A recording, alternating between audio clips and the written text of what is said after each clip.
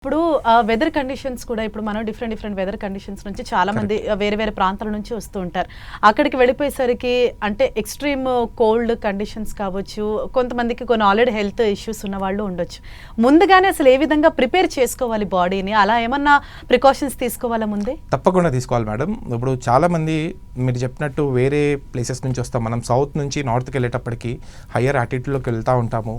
So ముందు నుంచే కొంచెం ఎక్సర్సైజెస్, వాకింగ్ అండ్ కొంతమందికి ఈ బ్రీతింగ్ ప్రాబ్లమ్స్ అవి ఇవి చాలా ఇబ్బందికరంగా మారుతూ ఉంటాయి ఆ సిచ్యువేషన్స్లో. అంటే మేము వెళ్ళినప్పుడు మేడం మొత్తం స్నోఫాల్ పడింది అనమాట. అంటే యాక్చువల్లీ మే నెలలో స్నో పడదు, నార్మల్ చిన్న వర్షాలు పడి ఆగిపోతాయి. కానీ మీ గ్లోబల్ వార్మింగ్ వల్లనే ఏమో కానీ అసలు స్నోఫాల్ అయితే చాలా గట్టిగా పడింది. అండ్ ఎక్కడ కూడా అంటే అంత డీప్ క్లైమేటిక్ కండిషన్స్లో కూడా మా యాత్రికులు ఎక్కడ కూడా ఇబ్బంది పడలేదు.